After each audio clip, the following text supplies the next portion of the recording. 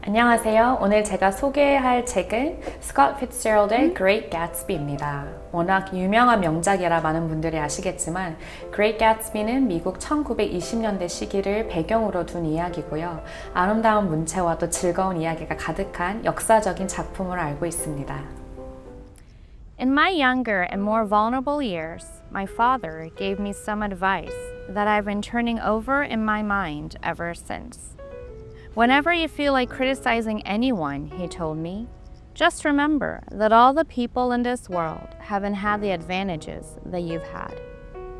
He didn't say any more, but we've always been unusually communicative in a reserved way, and I understood that he meant a great deal more than that. In consequence, I'm inclined to reserve all judgments, a habit that has opened up many curious natures to me and also made me the victim of not a few veteran bores. The abnormal mind is quick to detect and attach itself to this quality when it appears in a normal person. And so it came about that in college, I was unjustly accused of being a politician because I was privy to the secret griefs of wild, unknown men. Most of the confidences were unsought. Frequently, I have feigned sleep, preoccupation, or a hostile levity when I realized, by some unmistakable sign, that an intimate revelation was quivering on the horizon. For the intimate revelations of young men, or at least the terms in which they express them, are usually plagiaristic and marred by obvious oppressions. Reserving judgments is a matter of infinite hope. I am still a little afraid of missing something if I forget that, as my father snobbishly suggested, and I snobbishly repeat, a sense of the fundamental decencies is parceled out unequally at birth. And after boasting this way of my tolerance, I come to the admission that it has a limit. Conduct may be founded on the hard rock or the wet marshes, but after a certain point, I don't care what it's founded on. When I came back from the East last autumn, I felt that I wanted the world to be in uniform and at a sort of moral attention forever.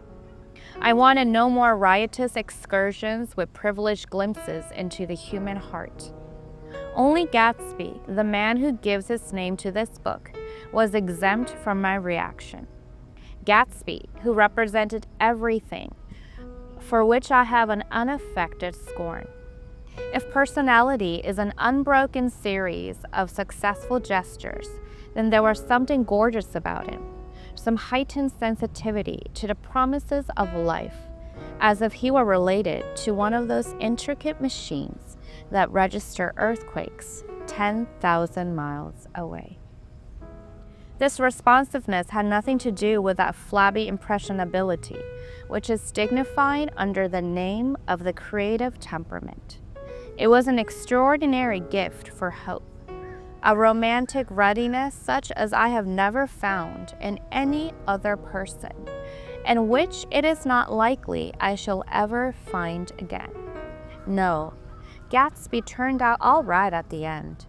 It is what preyed on Gatsby, what foul dust floated in the wake of his dreams, that temporarily closed out my interest in the abortive sorrows and short-winded elations of men. My family have been prominent, well-to-do people in this Middle Western city for 3 generations. The Carraways are something of a clan, and we have a tradition that we're descended from the Dukes of Buchanans, but the actual founder of my line was my grandfather's brother, who came here in 51, sent a substitute to the Civil War, and started the wholesale hardware business that my father carries on today. I never saw this great uncle, but I'm supposed to look like him, with special reference to the rather hard-boiled painting that hangs in Father's office. I graduated from New Haven in 1915, just a quarter of a century after my father. And a little later, I participated in that delayed Teutonic migration known as the Great War. I enjoyed the counter rate so thoroughly that I came back restless. Instead of being the warm center of the world, the Middle West now seemed like the ragged edge of the universe. So I decided to go east and learn the bond business. Everybody I knew was in the bond business, so I supposed it could support one more single man. All my aunts and uncles talked it over as if they were choosing a prep school for me, and finally said, "Why, yes," with very grave, hesitant faces. Father agreed to finance me for a year, and after various delays, I came east. Permanently, I thought, in the spring of 22. The practical thing was to find rooms in the city, but it was a warm season, and I had just left a country of wide lawns and friendly trees. So when a young man at the office suggested that we take a house together in a commuting town, it sounded like a great idea. He founded the house, a weather-beaten cardboard bungalow at $80 a month, but at the last minute, the firm ordered him to Washington, and I went out to the country alone. I had a dog. At least I had him for a few days until he ran away. And an old Dodge and a Finnish woman who made my bed and cooked breakfast and muttered Finnish wisdom to herself over the electric stove. It was lonely for a day or so until one morning some man, more recently arrived than I, stopped me on the road. "How do you get to West Egg Village?" he asked helplessly. I told him, and as I walked on, I was lonely no longer. I was a guide, a pathfinder, an original settler. He had casually conferred on me the freedom of the neighborhood. And so with the sunshine and the great burst of leaves growing on the trees, just as things grow in fast movies, I had that familiar conviction that life was beginning over again with the summer. There was so much to read, for one thing, and so much fine health to be pulled down out of the young, breath-giving air. I bought a dozen volumes on banking and credit and investment securities, and they stood on my shelf in red and gold like new money from the mint, promising to unfold the shining secrets that only Nidas and Morgan and Messinas knew. And I had the high intention of reading many other books besides. I was rather literary in college. One year, I wrote a series of very solemn and obvious editorials for the Yale News. And now I was going to bring back all such things into my life and become again that most limited of all specialists, the well-rounded man. This isn't just an epigram. Life is much more successfully looked at from a single window, after all. It was a matter of chance that I should have rented a house in one of the strangest communities in North America. It was on that slender, riotous island, which extends itself due east of New York, and where there are, among other natural curiosities, two unusual formations of land.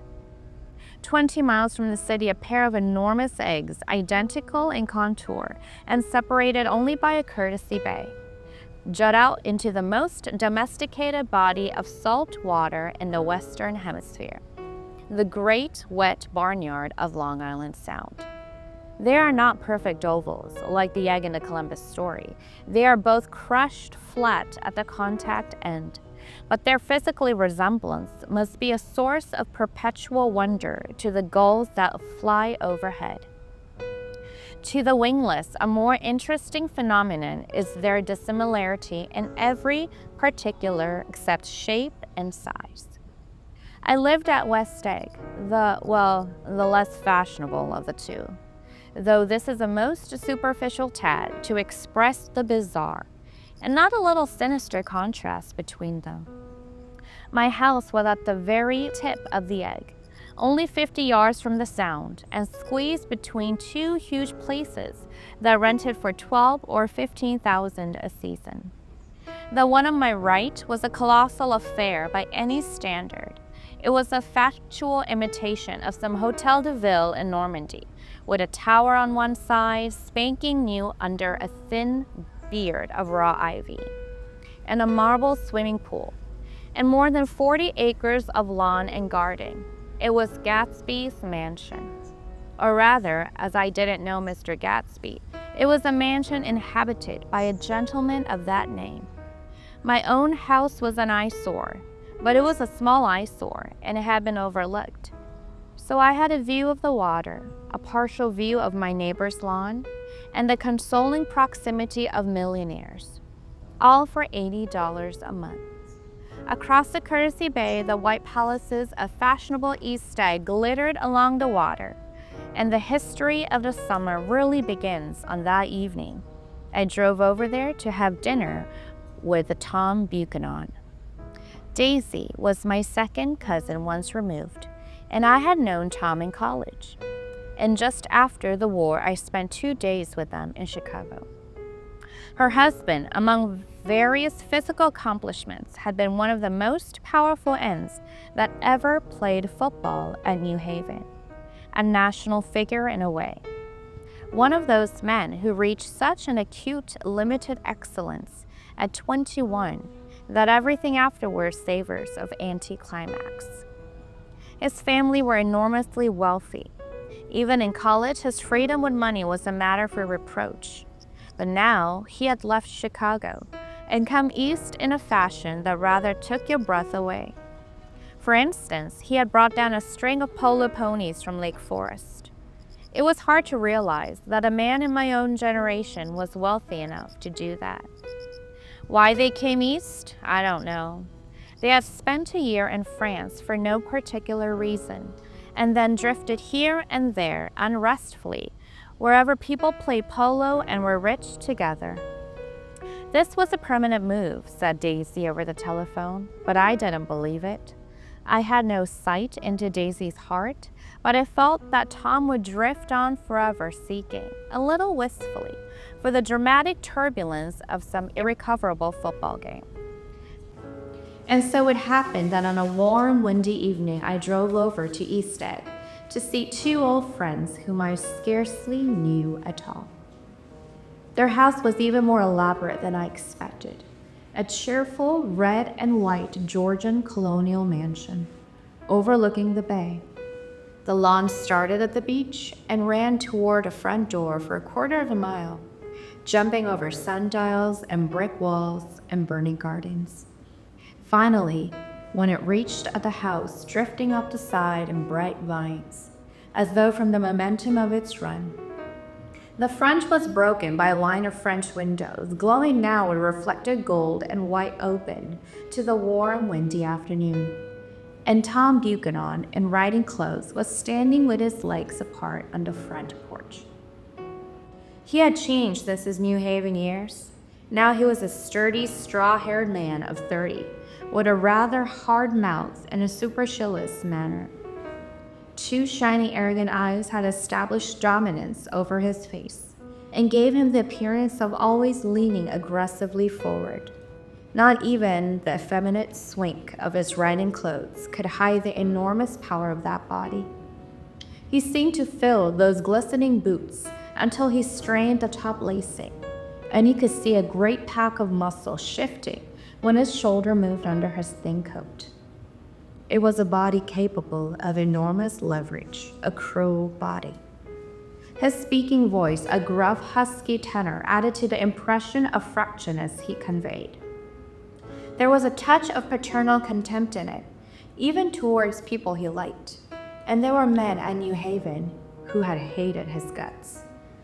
Now, don't think my opinion on these matters is final, he seemed to say, just because I'm stronger and more of a man than you are. We were in the same senior society, and while we were never intimate, I always had the impression that he approved of me and wanted me to like it, with some harsh, defiant wistfulness of his own. We talked for a few minutes on the sunny porch. I've got a nice place here, he said, his eyes flashing about restlessly. Turning me around by one arm, he moved a broad, flat hand along the front vista, including in its sweep a sunken Italian garden, a half-acre of deep, pungent roses, and a snub-nosed motorboat that bummed the tide offshore. It belonged to Domain, the old man. He turned me around again, politely and abruptly. We'll go inside.